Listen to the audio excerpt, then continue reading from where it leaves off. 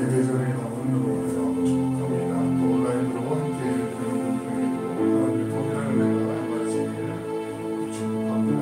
우리 함께 찬양하시면서 주님 사랑하는 마음 우리 예수를 고백하며 나아가겠습니다. 왕이신 나의 하나님, 왕이신 나의 하나님, 내가 주를 높이고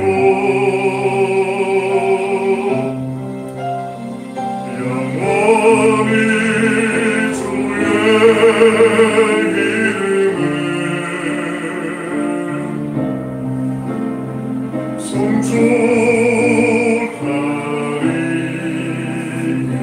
송축하리이다. 왕이신 나의 하나님, 왕이신 나의 하나님, 내가 주를 높이고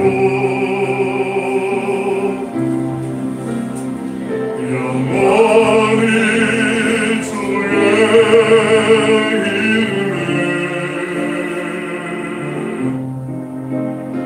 송축하리이다.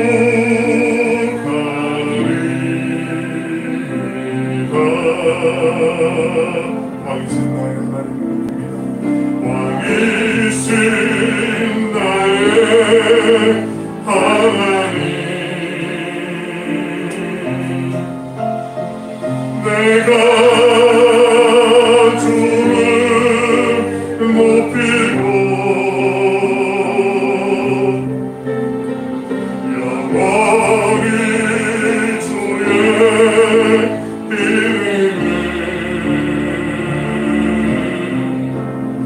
송축하리이다.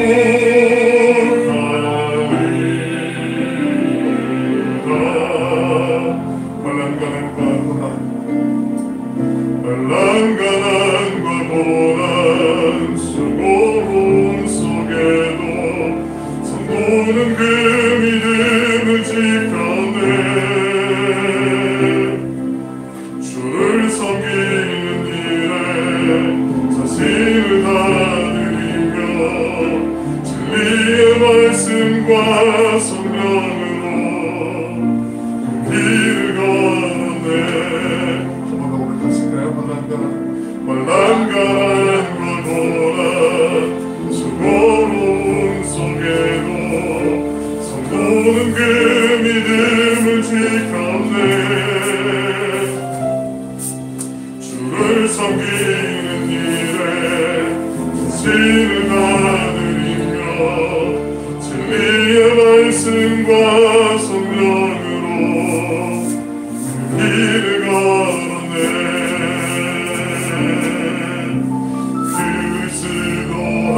그리스도 새롭게 하시고 그리스도로 인하여 자유케 되었네. 우리는 무명하나 유명한 자요 죽음의 위기 속에도 참 생명 가졌고 근심하나 기뻐하며 하나하나 다른 일을 부욕해 하는 자로다. 한 번 더 고백하십니다. 말랑가난과 고난 수고로움 속에도 성도는 그 믿음을 지켜내 주를 섬기는 일에 자신을 다드리며 진리의 말씀과 성령으로 그 길을 걸었네. 그리스도 안에서 새롭게 하시고 그리스도로 인하여 자유케 되었네.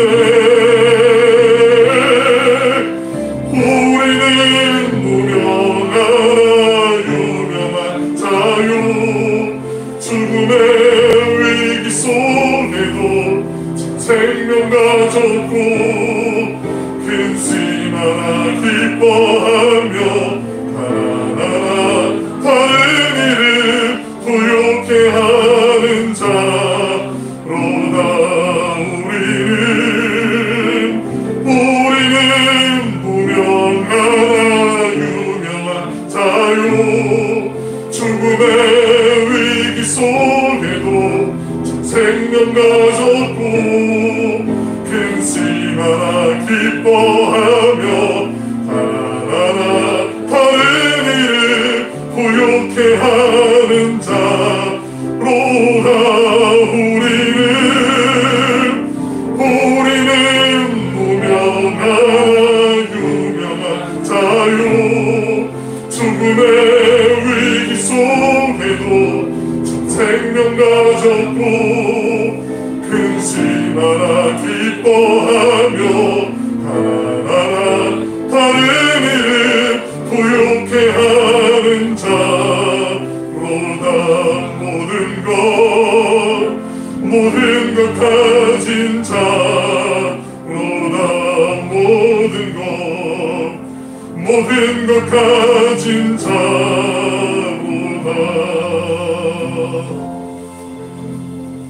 우리 함께 자리에서 일어나셔서 마음과 뜻과 정성을 모두어 하나님 앞에 사순절 네 번째 맞이하는 주일 예배를 올려드리겠습니다.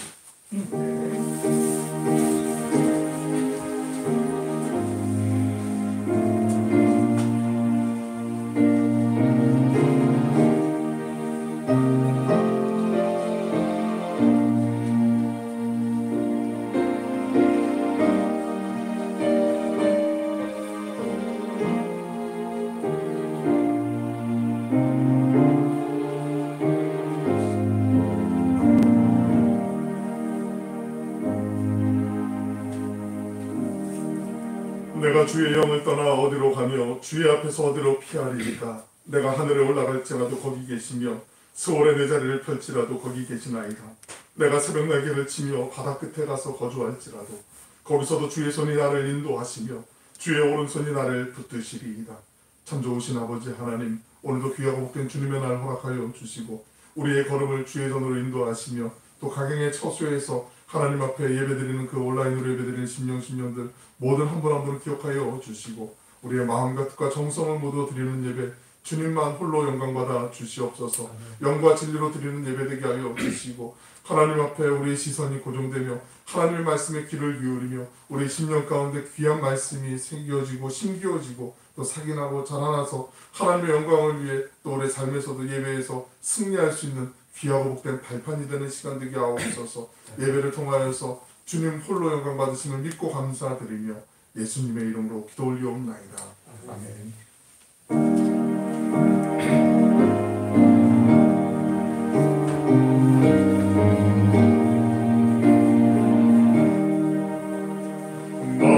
만유의 조세 존귀하신 예수 사랑이 되신 하나님 나 사모하리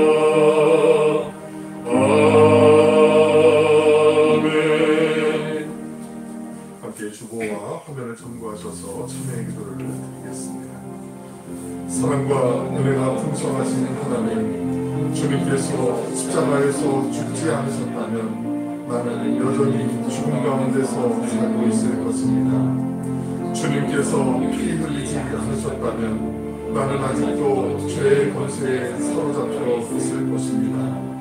주님께서 십자가를 지지 않으셨다면 나는 지금도 하나님을 거역하는 인생이었을 것입니다. 주님께서 나를 살리기 위해 험한 십자가를 말없이 짊어지셨으니 나도 내 십자가를 피하지 않게 하옵소서. 예수님의 이름으로 기도드립니다. 아멘. 성시 127번 사순절 네 번째를 교독하시겠습니다. 여호와를 자기 하나님으로 삼은 나라 곧 하나님의 기업으로 선택된 백성은 복이 있도다. 여호와께서 하늘에서 구워보사 모든 인생을 살피심이여 곧 그가 거하시는 곳에서 세상의 모든 거민들을 굽어 살피시는도다. 그는 그들 모두의 마음을 지으시며 그들이 하는 일을 굽어 살피시는 이로다. 많은 군대로 구원하도 많이 없으며 용사가 힘이 세워도 스스로 구원하지 못하는도다. 우리 영혼이 여호와를 바라며 그는 우리의 도움과 방패시로다. 우리 마음이 그를 즐거워하며 우리가 그의 성호를 의지하였기 때문이로다. 여호와여 우리가 주께 바라는 대로 주의 인자하심을 우리에게 베푸소서. 아멘. 함께 사도신경으로 우리 신앙을 고백하겠습니다. 나는 전능하신 아버지 하나님 천지의 창조주를 믿습니다. 나는 그의 유일하신 아들 우리 주 예수 그리스도를 믿습니다.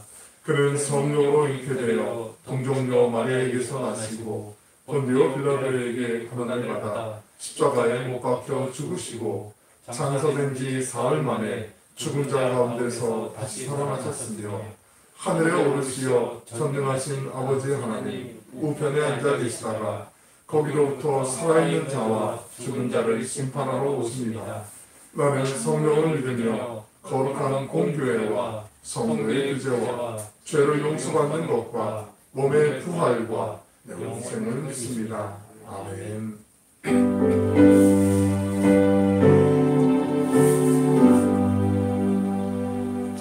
찬양 성부 성자 성령 성삼위일체때 영원 무궁하기까지 영광을 돌리세 영광을 돌리세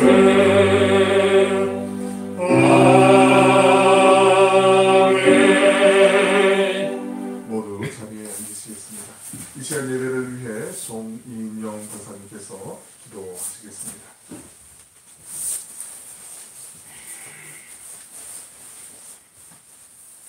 온 우주의 주인이시며 나의 주인 되시는 아버지 하나님께 모든 영광과 찬양을 올립니다.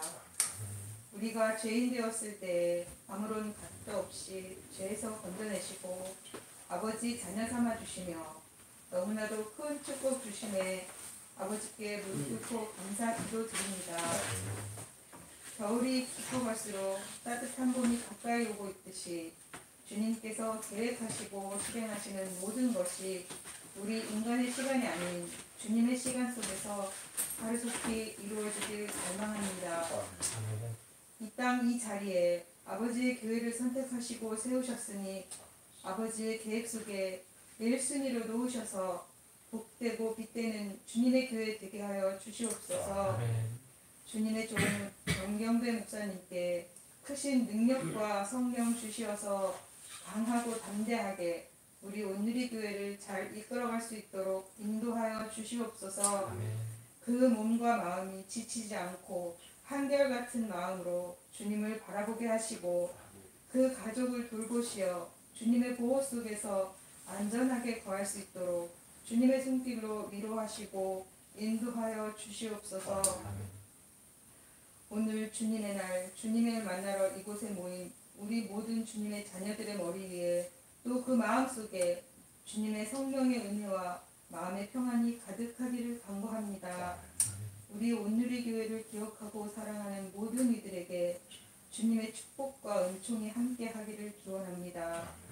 나의 자랑 되시는 우리 주 예수 그리스도 이름 받들어 기도드렸습니다. 아멘.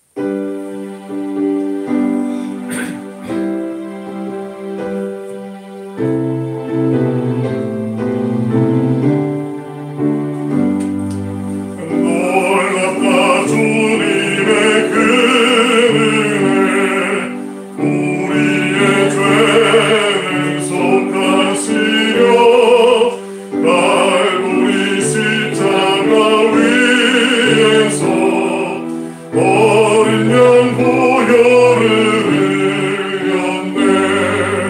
주의 은혜 우리의 죄를 다 씻었네. 주의 은혜 우리의 죄를 다 씻었네. 죄악은 성난 파도같이 우리 영혼을 위협하라. 헤아릴 수 없는 주의 십자가에서 보이셨네. 주의 은혜 우리의 죄를 다 씻었네. 주의 은혜 우리의 죄를 다 씻었네. 죄악에 물든 영혼들을 주께서 피로 씻으시네. 지금도 흐르는 그 피에 눈보다 더이게 씻으라. 주의 은혜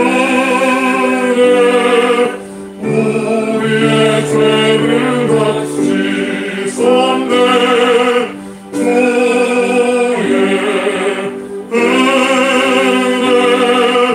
우리의 죄를 다 씻었네. 피할 수 없는 그 은혜를 믿는 자에게 거저주네. 형제여 주 앞에 나와서 더 지체 말고 못 받으라. 주의 은혜 우리의 죄를 다 씻었네. 주의 은혜 우리의 죄를 다 씻었네. 오늘 이 시간 우리에게 허락하신 하나님의 말씀은 구약성경 창세기 19장 12절로 29절의 말씀입니다. 창세기 19장 12절로 29절의 말씀을 봉독해 드리겠습니다. 그 사람들이 롯에게 이르되 이 외에 내게 속한 자가 또 있느냐. 내 상이나 자녀나 성중에 내게 속한 자들을 다 성 밖으로 이끌어내라. 그들에 대한 부르짖음이 여호와 앞에 크므로 여호와께서 이곳을 멸하시려고 우리를 보내셨나니 우리가 멸하리라. 롯이 나가서 그 딸들과 결혼할 사이들에게 말하여 이르기를 여호와께서 이 성을 멸하실 터이니 너희는 일어나 이곳에서 떠나라 하되 그의 사위들은 농담으로 여겼더라. 동틀 때에 천사가 롯을 재촉하여 이르되 일어나 여기 있는 내 아내와 두 딸을 이끌어내라. 이 성의 죄악 중에 함께 멸망할까 하노라. 그러나 롯이 지체하며 그 사람들이 롯의 손과 그 아내의 손과 두 딸의 손을 잡아 인도하여 성 밖에 두니 여호와께서 그에게 자비를 더하심이었더라. 그 사람들이 그들을 밖으로 이끌어낸 후에 이르되 도망하여 생명을 보존하라. 돌아보거나 들에 머물지 말고 산으로 도망하여 멸망함을 면하라. 롯이 그들에게 이르되 내 주여 그리 마옵소서. 주의 종이 주께 은혜를 입었고 주께서 큰 인자를 내게 베푸사 내 생명을 구원하시오나 내가 도망하여 산에까지 갈 수 없나이다. 두렵건대 재앙을 만나 죽을까 하나이다. 보소서 저 성읍은 도망하기에 가깝고 작기도 하니 나를 그곳으로 도망하게 하소서. 이는 작은 성읍이 아니니이까 내 생명이 보존되리이다. 그가 그에게 이르되 내가 이 일에도 내 소원을 들었은즉 내가 말하는 그 성읍을 멸하지 아니하리니 그리로 속히 도망하라. 내가 거기 이르기까지는 내가 아무 일도 행할 수 없노라 하였더라. 그러므로 그 성읍 이름을 소알이라 불렀더라. 롯이 소알에 들어갈 때에 해가 돋았더라. 여호와께서 하늘 곧 여호와께로부터 유황과 불을 소돔과 고모라에 비같이 내리사 그 성들과 온 들과 성에 거주하는 모든 백성과 땅에 난 것을 다 엎어 멸하셨더라. 롯의 아내는 뒤를 돌아보았으므로 소금 기둥이 되었더라. 아브라함이 그 아침에 일찍이 일어나 여호와 앞에 서 있던 곳에 이르러 소돔과 고모라와 그 온 지역을 향하여 눈을 들어 온기가 마의 연기같이 치솟음을 보았더라. 하나님이 그 지역의 성을 멸하실 때 곧 롯이 거주하는 성을 엎으실 때에 하나님이 아브라함을 생각하사 롯을 그 엎으시는 중에서 내보내셨더라. 아멘. 할렐루야. 좋은 아침입니다. 복된 주님, 주님의 날 주의 잔에서 예배드리는 여러분, 그리고 또 온라인으로 함께 드리는 모든 분에게 주님의 복 주시고 지켜주시는 은혜가 함께 하시길 축원합니다. 하나둘 꽃이 피는 것 같아요. 주변에 보니까 살구나무인지 벚꽃인지 모르겠는데 하여튼 꽃들도 피고 우리 교회 안에도 화분에 꽃이 폈어요. 이 세봉 사방으로부터 생기가 불어와서 많은 것들 가운데 하나님의 큰 군대가 이룬 것처럼 우리의 마음 가운데도 오매도 하나님의 성령의 바람이 불어와서 우리의 약할 때 강함을 주시는 하나님의 은혜를 충만하게 힘입으시길 주님의 이름으로 축원합니다. 그 인류의 종말이나 지구의 최후의 날을 소재로 한 영화들이 가끔 이제 히트도 치고 많이 보게 되지 않습니까?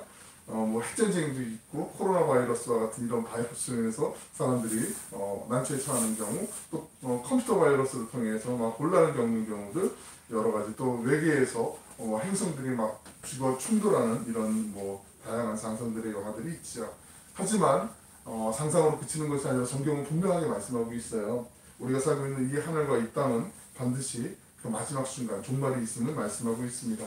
하나님께서 새 하늘과 새 땅을 세우실 것이고 종말은 우리가 전혀 생각하지 못하는 때에 불행이 임할 것이라는 거죠. 수천 년 전에 이 소돔과 고모라의 멸망 사건은요, 장차 다가올 그 지구 마지막 날의 심판의 어떤 작은 모형, 샘플이라고 보셔도 좋을 것 같습니다.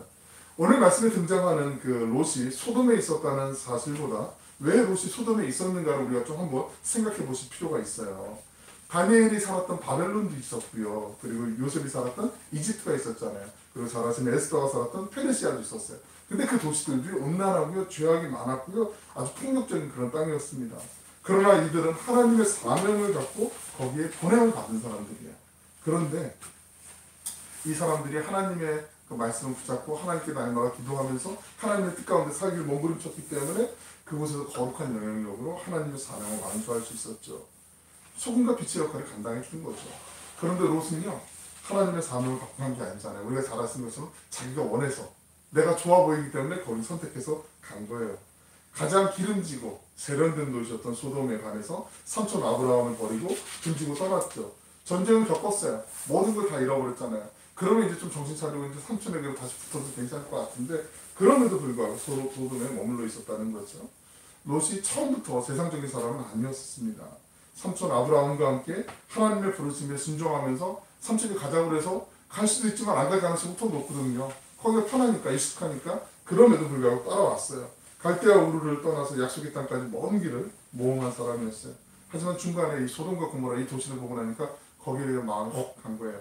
그냥 빠진 거죠. 그리고 그 매력에 취해서 약속의 땅을 떠나버렸어요.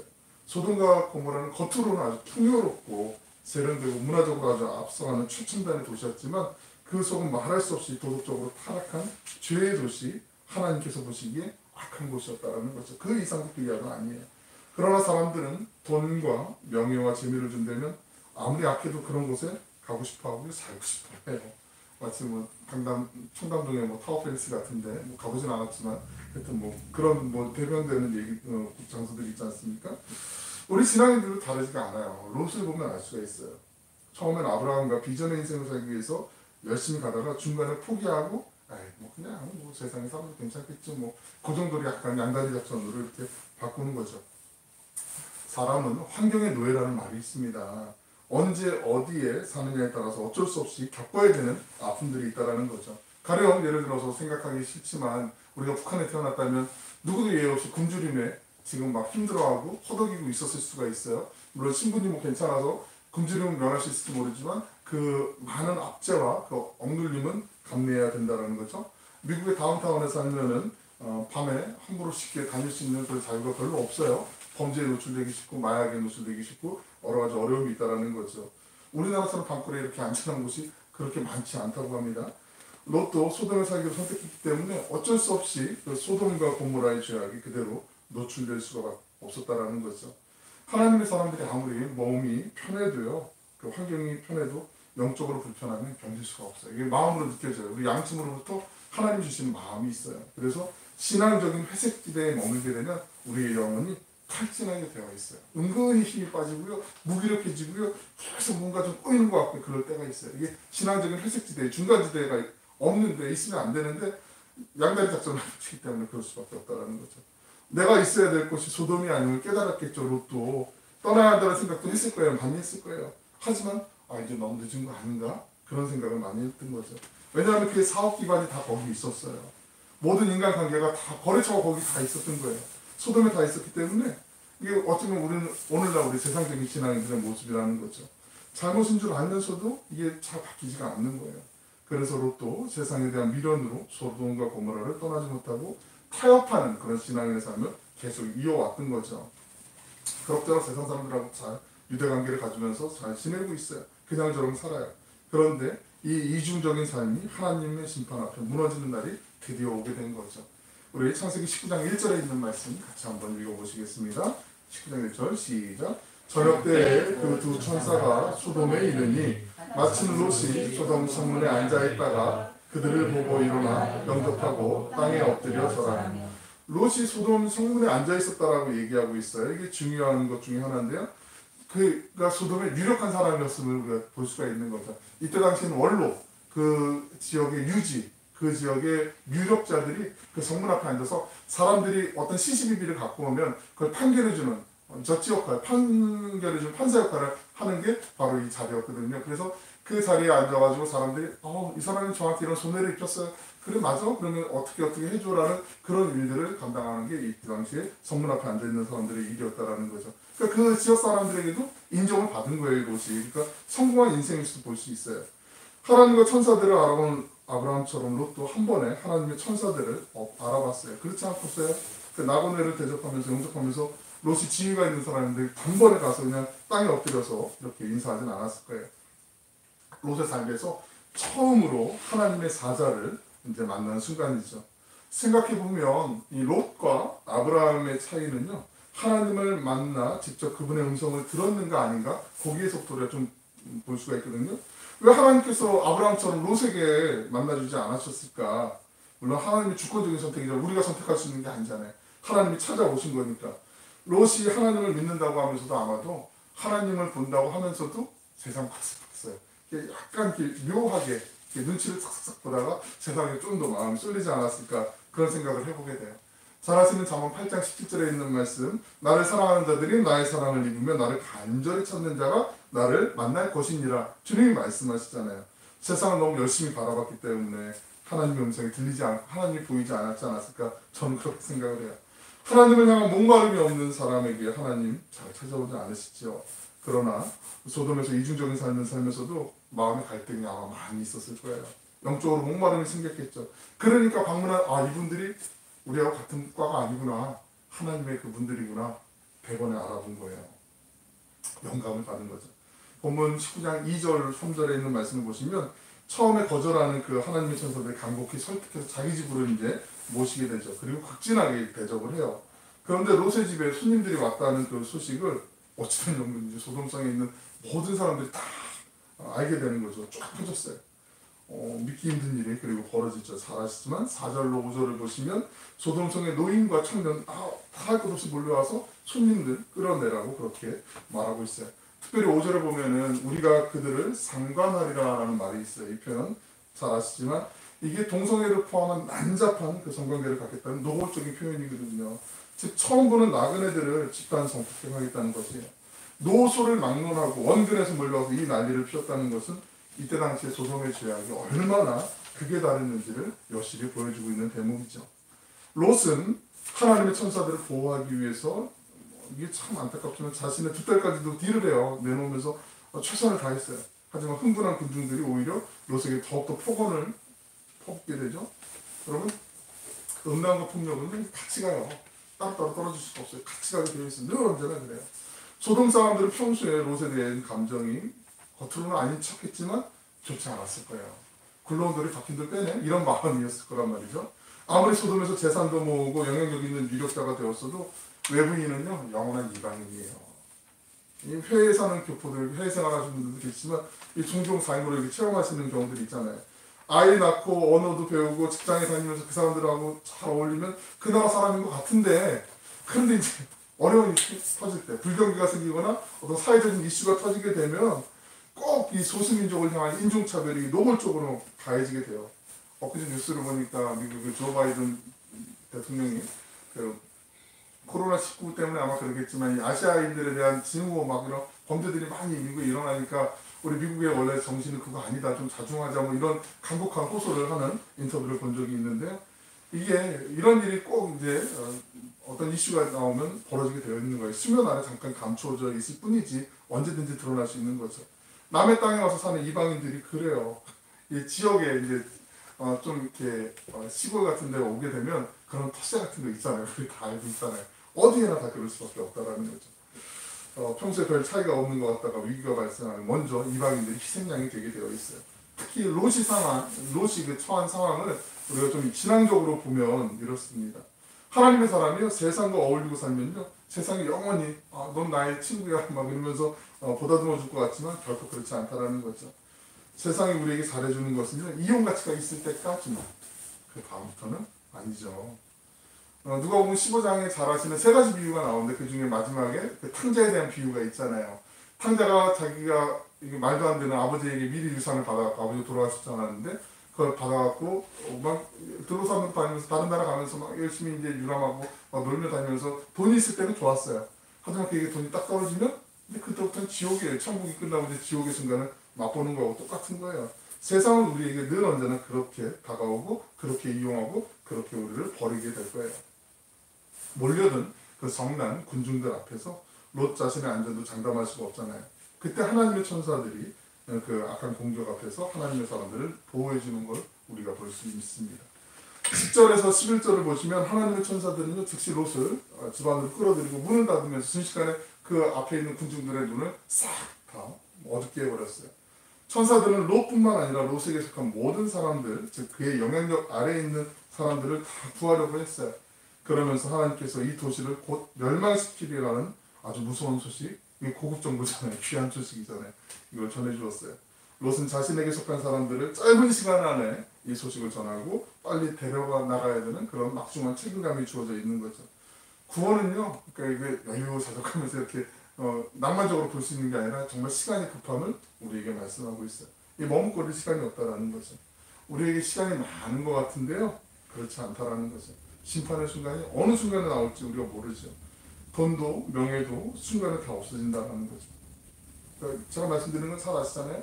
이거 그렇다고 해서 뭐 그걸 뭐 포부시하자 이런 얘기 아닌 거 아시잖아요. 열심히 최선을 다해서 살아가지만 그것도 한순간에 없어질 수 있으면 우리가 늘 언제나 생각하고 살아야 되는 거 아니겠습니까? 그래서 바로 지금이 하나님을 믿어야 되고 전도해야 되고 주님을 따라야 되는 순간인 줄로 믿습니다. 롯에게는 엄청난 특권이 주어졌어요. 누구든지 롯이 원하는 사람은 다 데리고 소돔성에 빠져나갈 수가 있는 거예요.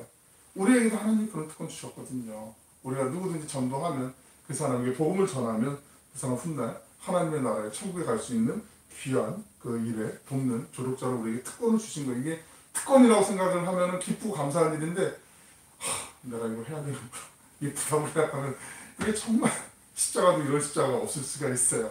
맨날 이렇게 얘기하는구나라고 생각할 수 있는데 그걸 특권으로 이제부터는 여기시기 바랍니다. 하나님이 내게 주신 기쁨이거든요. 아이들 가끔 이렇게 뭐 어디 뭐가 있다 할 때 줄을 서고 할 때 이쪽보다는 이쪽이 좀 더 지름길인 것 같아라고 그것만 하나 알려줘도 아이들 막 회제를 부리면서 막 좋아가지고 너 진짜 멋있어 막 이러는데 영원한 생명으로 천국으로 가는 길을 우리가 알려주는데 그 이상의 가치가 하늘에서는 아마 있을 거예요. 이 땅에서 보이지 않을지도 몰라요. 그렇게 마음에 두지 마시고요. 롯의 아내와 딸들은 일단 롯의 말을 들었지만 지켜가줬던 말을 들었어요. 그런데 결혼할 사이들이 문제였죠. 14절에 보시면 하나님께서 이 성을 멸하실 거라고 얼른 탈출하자고 알렸지만 사이들이 그 말을 농담으로 여겼다고 그래요. 구원의 말씀을 실없는 소리로 기린니 이러면서 나 놀리세요 막 이러는 거예요. 오래전 한 목사님께서 하던 설교 중에 인상적인 말씀이 있었어요. 사람들이 하나님을 무시한다는 거예요. 롯의 사이들처럼 하나님의 말씀을 농담으로 듣는다는 거죠. 예수님을 믿지 않는 사람들만 무시하는 게 아니라 예수님을 믿는 사람들도 사실은 하나님을 무시하며 산다고 말씀하셨어요. 단 교회에 다니는 사람과 안 다니는 사람의 차이가 좀 있다고 해요. 예수님을 믿는 사람, 안 믿는 사람은 먼저 안 믿는 사람들은 하나님을 노골적으로 무시하는데 예수님을 믿는 사람들은 하나님을 은근히 무시한다는 거예요. 곰곰이 생각해보면 맞는 말이거든요. 우리가 하나님의 말씀을 흘려들을 때가 저도 있어요. 솔직히 이거 정말 중요한 말씀인 거 아는데 좀 미뤄요. 알았어요. 좀 천천히요. 이런 마음 들 때가 있지 않을까요? 저만 그렇군요. 네. 어쨌든 하나님의 그 구원의 손길을 거부한 롯의 사이들에게 더 이상 기회가 주어지지 않았어요. 심판의 날에 해가 떠오르고 있었다는 거죠. 심판을 피하는 유일한 길은 죄악의 길에서 떠나는 거잖아요. 죄와 단절하는 거 그 방법밖에 없는 거잖아요. 우리 본문 16절에 있는 말씀 같이 한번 읽어보겠습니다. 16절입니다. 시작. 그러나 롯이 지체하매 그 사람들이 롯의 손과 그 아내의 손과 두 딸의 손을 잡아 인도하여 성 밖에 두니 여호와께서 그에게 자비를 더하심이었더라. 롯은 그 긴박한 순간에도요 마지막까지 이게 소돔을 떠나기 꺼려서 진짜 좋아했던 거예요. 이게 롯이 지체하매라는 말씀이요 망설이는 그 롯의 마음을 잘 보여주고 있어요. 그 땅에 쌓아놓은 물질이 많아요. 그 땅에서 주는 재미가 너무 좋았어요. 그렇기 때문에 미련을 떨치기가 쉽지 않은 거예요. 하나님의 관심은 롯의 생명과 그 영혼의 구원에 있었는데 정작 당사자인 롯의 관심은 이게 허망한 금방 없어질 그 세상의 돈과 쾌락에 있었던 거예요. 이게 롯만 그러겠어요? 다 그렇지 않습니까? 세상과 하나님을 동시에 섬기려는 타협적인 신앙인의 갈등이 이 롯 안에 다 보여주고 있는 거예요. 하나님의 말씀대로 움직이려는 그 발걸음을 세상에 대한 우리의 애착이 붙잡고 있는 거죠. 그러나 롯의 망설이는 신앙에도 불구하고 하나님의 천사들은 롯과 가족을 그냥 붙잡고 손을 붙잡고 성 밖으로 끌어내요. 저 같으면은 간다 너희겠어 그러는데 참 고마운 줄도 모르고 그래서 아마 포기했을지도 모르겠어요. 근데 하나님께서 끝까지 롯의 가족을 끌어내세요. 구원해 주세요. 그리고 16절 하반절에서 여호와께서 그에게 자비를 더하심이었더라라고 말씀하세요. 하나님의 자비라고 말씀하세요. 자비의 최고봉은요 하나님이에요. 우리 인간은 가만두면요 끝까지 세상에 대한 미련을 못 버리고 우왕좌왕하다가 세상과 함께 멸망당할 수밖에 없어요. 오직 하나님의 은혜로만 우리는 죄악의 땅을 떠날 수가 있어요. 그러니까 하나님께 우리가 하나님 도와주세요 한마디만 하면 하나님 얼마든지 우리 살려주시고 도움을 주신다는 거죠. 본문 17절에 있는 말씀 한번 같이 읽어보실게요. 17절 말씀입니다. 시작. 그 사람들이 그들을 밖으로 이끌어낸 후에 이르되 도망하여 생명을 보존하라. 돌아보거나 들에 머물지 말고 산으로 도망하여 멸망함을 면하라. 롯의 가족을 소돔 땅 밖으로 이끌어낸 다음에 그 천사들 계속 도망가라고 말하죠. 도망갈 때 뒤 돌아보지 말라고 말해요. 하나님의 거룩한 심판을 어떻게 심판하시나? 호기심에 막 차가지고 그런 눈빛으로 바라보지 말라는 거고 첫째로는. 두 번째는 소돔에 온 거 너희 갖고 있는 재물, 기득권 모든 것들 거기에 밀어두지 말라는 거예요. 그러나 하나님의 영중한 경고에도 불구하고 26절을 보시면 잘 아시는 것처럼 하나님의 경고를 어긴 롯의 아내는 순식간 소금 기둥이 되고 말이죠. 하나님의 사람은 이미 과거로 돌아갈 수 없는 사람이잖아요. 과거가 아무리 좋고 화려해도 과거로 돌아가면 기다리는 건 멸망뿐이야. 우리는 죄의 땅에서 사탄의 권세로부터 빠져나온 구원받은 사람들이잖아요. 그런 표대를 향해서 이제 앞으로 나아가는 일만 있어요.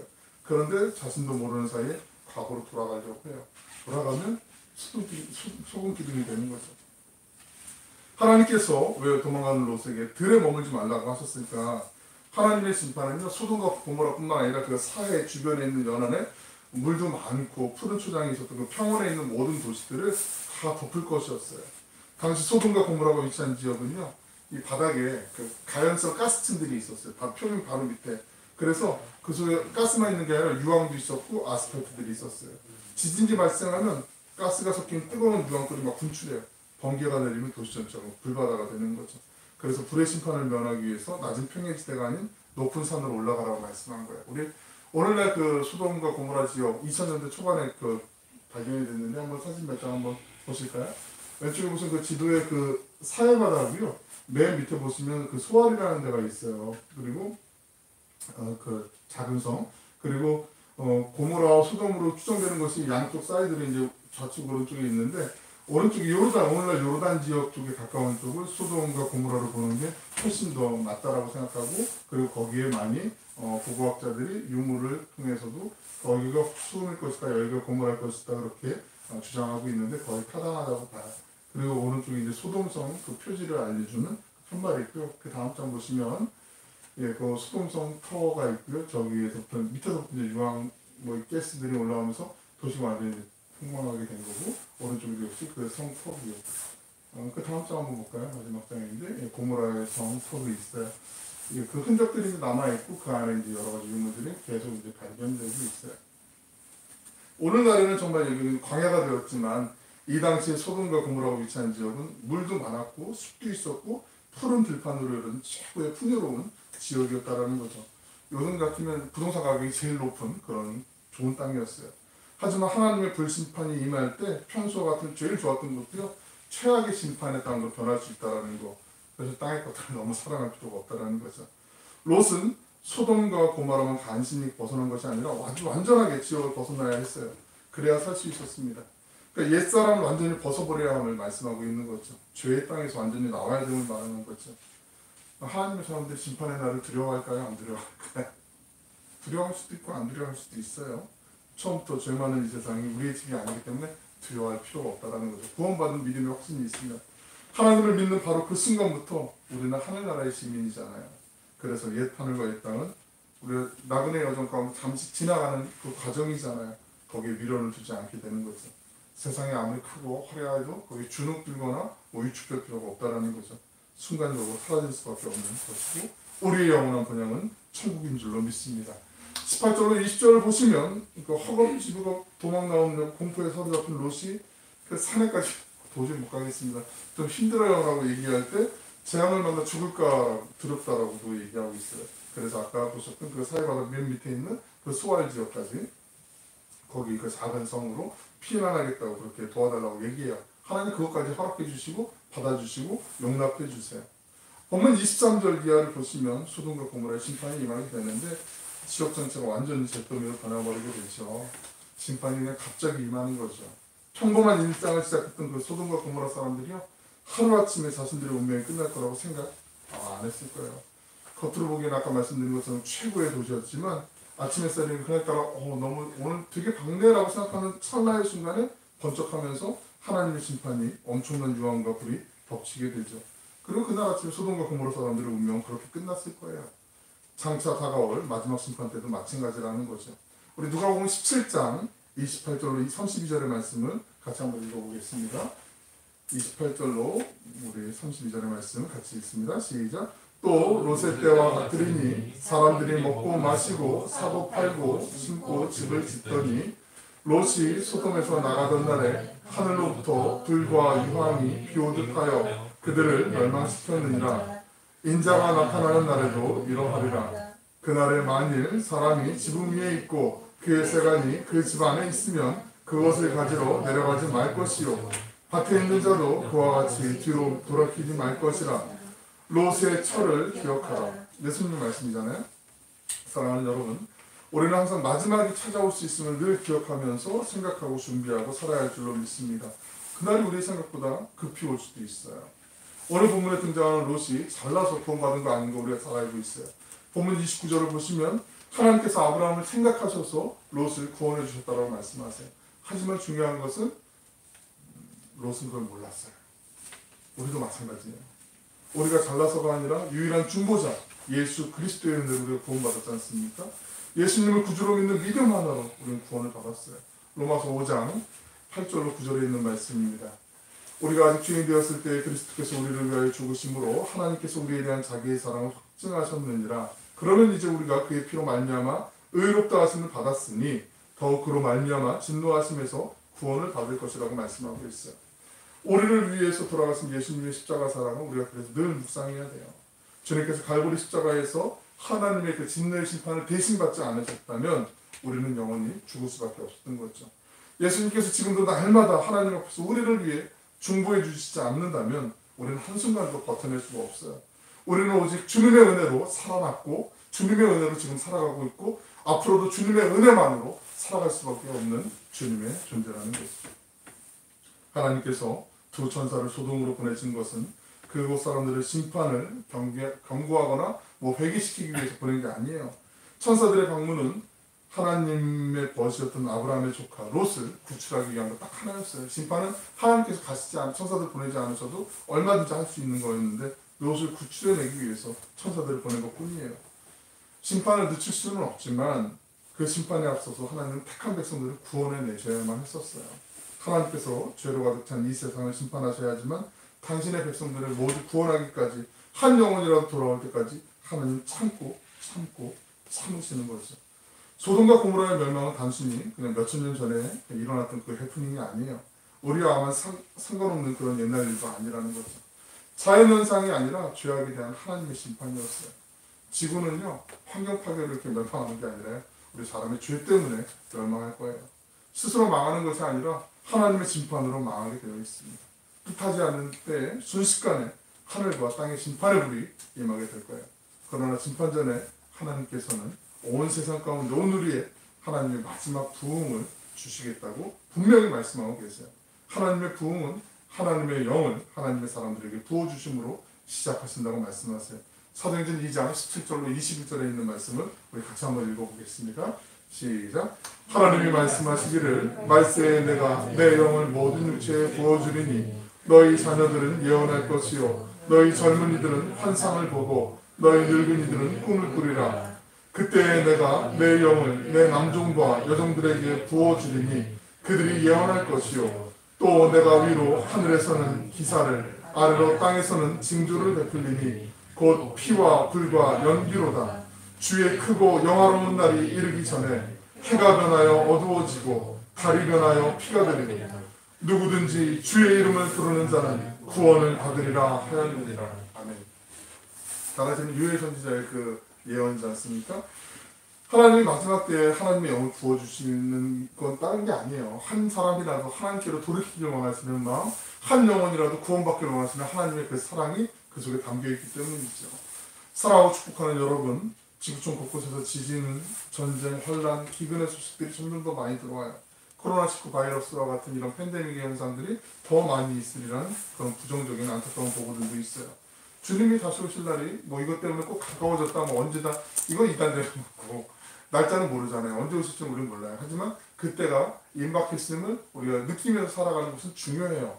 종말론적인 신앙을 갖고 살아가는 게 중요해요. 그럼 깨어있을 수 있고 하나님의 마음을 조금 더 주목할 수 있고 하나님의 뜻을 분별하려고 하는 몸부림이 있기 때문에 그래요.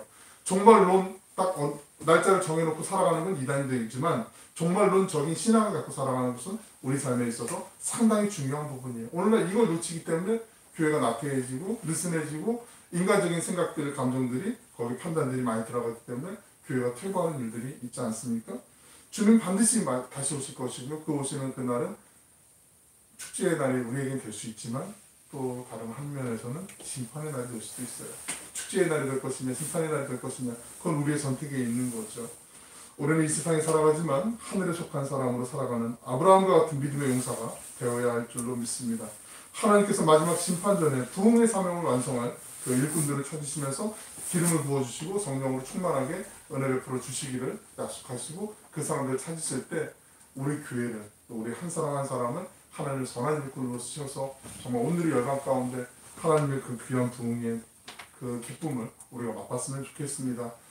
제 마음속에 교회를 이렇게 맡으면서 주신 마음이 있어요. 뭐 교회가 그렇게 작은데 어려운데 무슨 선교를 그러냐 이렇게 약간 비아냥까지는 아니지만 염려하는 목소리들을 제가 종종 듣거든요. 그런데 그 속에 제게 주신 마음이 있어요. 정말 이름 없이 하나님의 일을 위해서 선교지에서 헌신하는 분들, 우리가 또 가지는 않지만 또 여기서 기도하면서 후원하면서 그 네트워크, 기도의 네트워크를 통해서 하나님의 뜻을 또 깨닫게 하시고 하나님의 마음을 품게 하시고 온누리 열방이 하나님께로 돌아오길 원하시는 그 하나님의 마음을 생생하게 우리도 나누길 원하고요. 이곳이 어쩌면 우리에게 주시는 전도의 지고 선교지이고 땅의 끝일 수도 있잖아요. 근데 그 땅 끝에서부터 하나님의 역사는 새롭게 시작하는 거 우리가 잘 알고 있지 않습니까? 우리를 하나님이 성령으로 충만하게 기름 부어주시고 마지막 때에 하나님의 선한 일들을 위해서 죽어가는 영혼들이 돌아오는 일에 우리를 귀하게 쓰실 줄로 믿고요. 그 기대감으로 성교하며 또 기도하며 그렇게 한 마음으로 나아가길 원하는 그 간절한 마음을 하나님이 제게 주셨어요.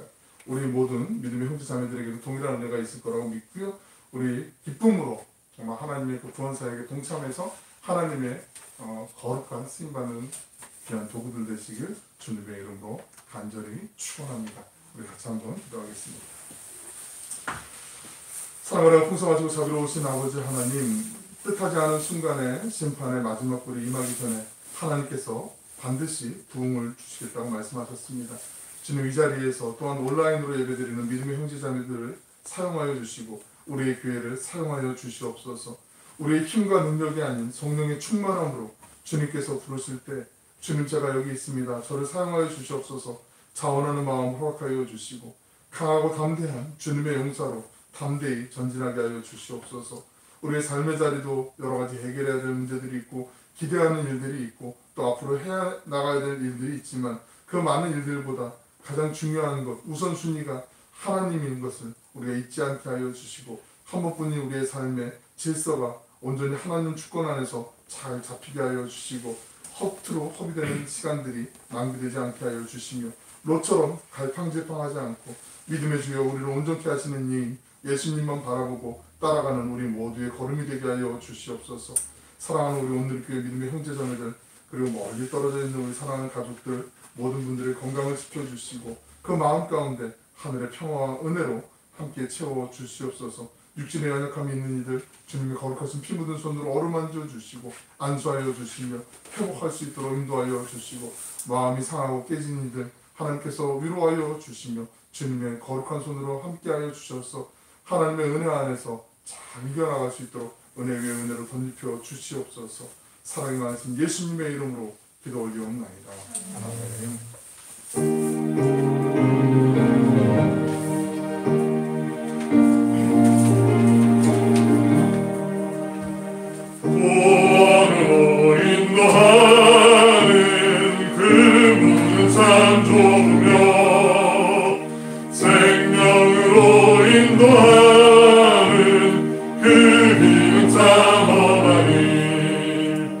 우리 몸에 채워 있는 그 더러운 죄짐을 한없이 벗어놓고 빙소서 들어갑시다.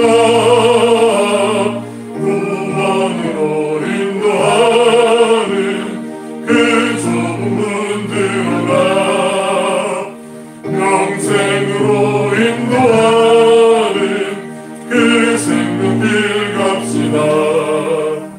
이 세상에 많은 사람 큰 문으로 들어가 넓은 길로 갈지라도 멸망으로 끝나니 세상 못된 공의 영광 모두 내어버리고 주의 말씀 순종하여 그 생명길로 갑시다. 구원으로 인도하는 그 좁은 문 들어가 영생으로 인도하는 그 생명길 갑시다. 구원의 문 열렸으니 주의 공로 힘입어 주저 말고 들어가서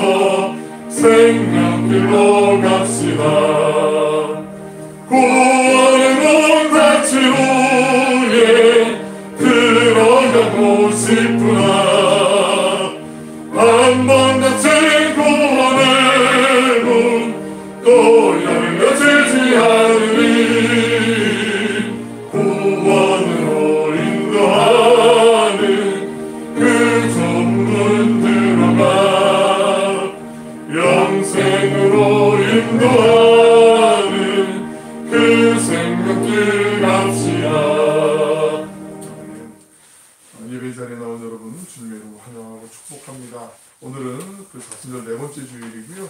또 학원 선교 교육주일로 감리교회에서는 또 함께 지키고 있는데, 우리 교회 학교 또 이제 코로나 상황이 좀 안정되고 진정돼서 또 좋은 계획을 갖고 어린이 예배가 회복되어져서 우리 선교사님들이 이 땅에 오시면서 초창기에 학교를 세우고 병원을 세우면서 또 그리고 이제 사람들을 계몽하고 귀한 가르침 속에서 별의 귀한 일꾼들이 많이 우리 교회를 통해서 배출되었던 것처럼 우리 교회도 또 우리 교회 학교를 통해서도 또 우리 자녀들이 또 배움의 기쁨을 누리고 또 하나님의 귀한 일꾼으로 또 쓰임 받을 수 있도록 또 그런 교회 학교 교육을 위해서도 같이 기도하면서 좋은 준비를 했으면 하는 그런 마음의 소원이 있습니다. 위해서 함께 기도해 주실 줄로 믿고요.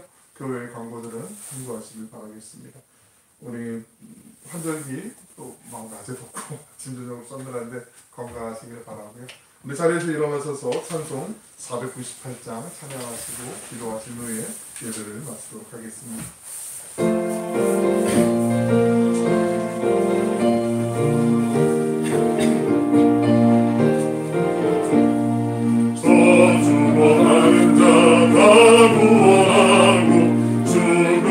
죄에서 건져내며 죄인을 위하여 늘 애통하며 예수의 공로로 구원하네. 저 죽어가는 자 예수를 믿어 그 은혜 힘입어 다 살겠네. 주 믿지 않는 자 불쌍히 여겨 참 회개할 때를 기다리네.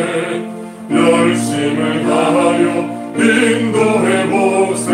예수를 믿으면 다 살겠네. 저 죽어가는 자 예수를 믿어 그 은혜 힘입어 다 살겠네. 저 죽어가는 자 구원의 내야 우리의 본분을 다하리니. 예수의 구원을 전파할 때에 그 크신 능력을 다 주시네. 저 죽어가는 자 예수를 믿어 그 은혜 힘입어 다 살겠네.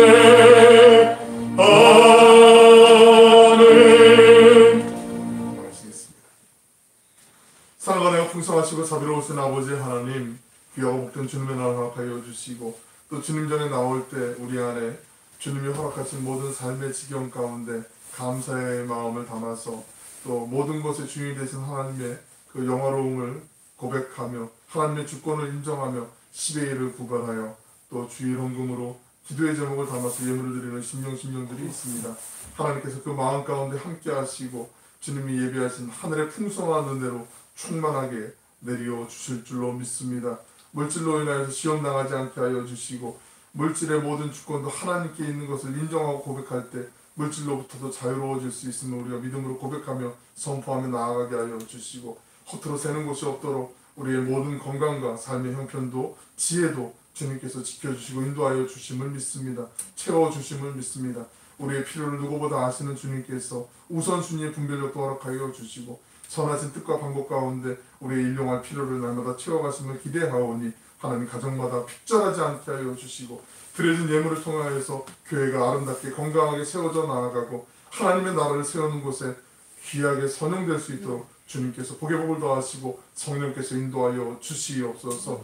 혹여라도 드리고 싶지만 마음을 드리고 눈물을 드리는 심령들이 있다면 하나님께서 그 흐르는 눈물도 닦아주시고 그 마음 위로하여 주시며 삶의 형편도 주님께서 어제보다 복된 오늘, 오늘보다 희망이 있고 소망이 있는 내일로 변화시켜 주시옵소서.